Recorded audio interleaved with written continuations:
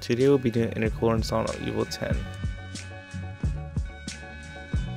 Start by disconnecting the negative terminal off the battery. Once the negative terminal is disconnected, start unbolting the splash guard underneath the car. Remove the 3 bolts from the fender well to gain access to the 10mm bolt holding on the bumper. Remove the 10mm bolt holding on the bumper on each side.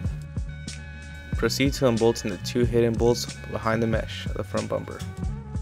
After removing the 2 bolts, unbolt the snorkel system of the intake. Now you're able to remove the upper panel to give you access to 4 bolts holding the bumper on still.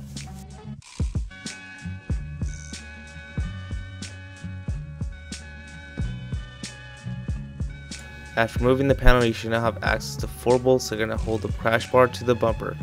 Remove those 4 bolts and you should now be able to pull the bumper forward.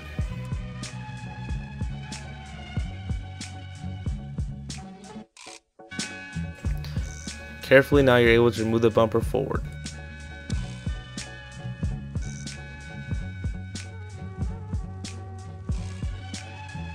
Proceed to removing the stock airbox from its original location.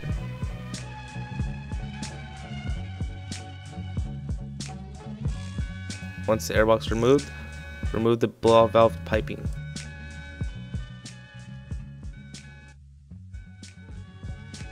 Now you can unbolt the upper intercooler piping from its stock location. Unbolt the bracket holding the intercooler piping.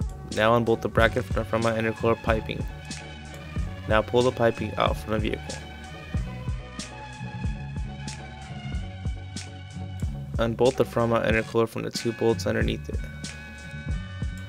Now you're able to remove the front mount intercooler from its original location. Install the new bracket that was given in the kit now. Now you're able to install the new front mount intercooler to its stock location. After that, tighten the 2 bolts underneath the intercooler. Now you're able to install the new front mount intercooler piping to its stock location. Carefully reinstall it to the new front mount intercooler.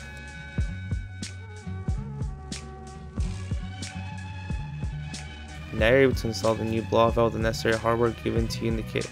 Carefully install the blow-off valve and tighten all the bolts. Run the factory vacuum line back to the new blow-off valve system. Now that the blow-off valve is installed, you can now reinstall the intake system back to the stock location.